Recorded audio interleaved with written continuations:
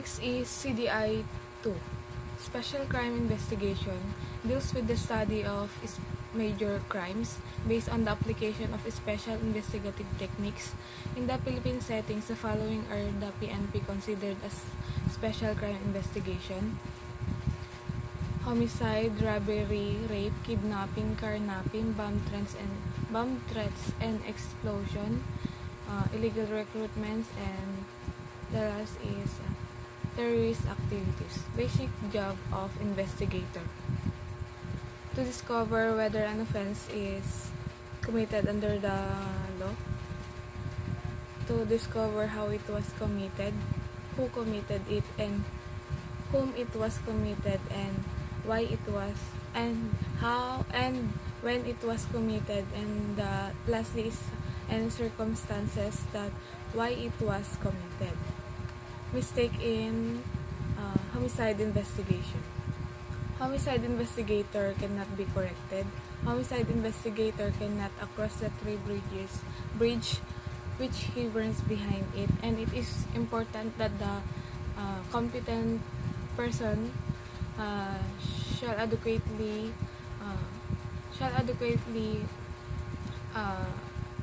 handle the case. Three bridges is the dead person has been moved, the cadaver is embalmed, the dead body is burned, or it was cremated.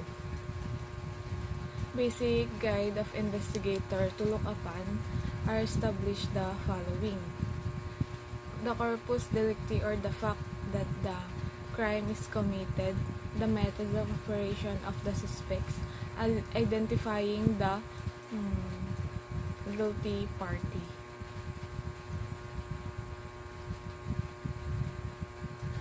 Article 246, it or the parricide committed by any person shall kill his father, mother, or child, legitimate or illegitimate, or any legitimate ascendants and descendants, or his spouse. Article 249, or homicide, committed by any person who is not falling with the provision of Article 246, the parricide, shall kill another without the attendance of the circumstances enumerated in Article 248, or the murder, and shall deem guilty of homicide. Loss of multiplicity evidence: the greater the number of points of similarities and dissimilarities compared, the greatest possibility of the conclusion is correct. Color lividity may indicate the cause of death. Carbon monoxide poisoning, or the cyanide, cherry red to pinkish color, asphyxiae, dark lividity, phosphorus is dark brown. Types of lividity: hypostatic, it is the blood is still fluid from the blood vessels. As position the body changes, and the blood remains fluid in the blood vessels to 6 to 8 hours. Diffusions, it is the colligated inside the blood vessels, which you can change in position, but it will not change the location. Factor in affecting the algor mortis: illness, clothes, obesity, and room temperature. Abrasion, it is the removal of superficial of the skin due to the contact of the rough surface. Co-injury, it is a physical injury located at the site of application of force. Co-counter injury, it is a physical injury found at the opposite of the site of application of force. Co-counter co-injury, it is a physical injury at the site and also at opposite of the site of application of force. and locus mortis resistantia. It is a physical injury not at the site and not opposite of the site of application of force, but uh, uh, in in some cases is offering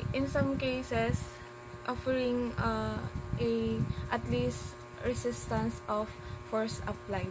Existence injury. It is a physical injury which involved the great the greatest the greatest body areas behind at the site of application of force. Two types of gunshot wounds: entrance wounds and exit wounds. Evidence to show that the wounds is accidental. Usually there is but one shot. There is no special areas of the body involved. The testimony of the witnesses. Evidence to show that the wounds is homicidal. The site of the entrance wound has no point of election. The fire was made when the victim was some distance away from the assailants. Sign of struggle and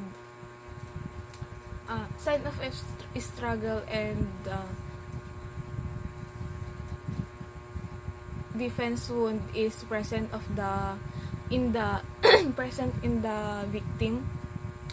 There may be disturbance of the surroundings of in the control of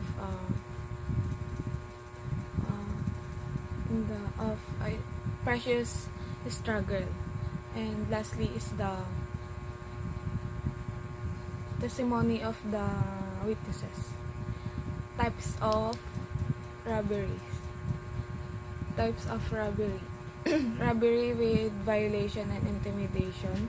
Robbery with force upon things. Robbery with violation and intimidation upon a person. The moment that the offender has gained possession in a things, even if the offender has no opportunity to dispose of the same, the unlawful talking is complete. Violation and intimidation must be against to the person of the offended party must not it is not in upon a things. Homicide general types of robbers.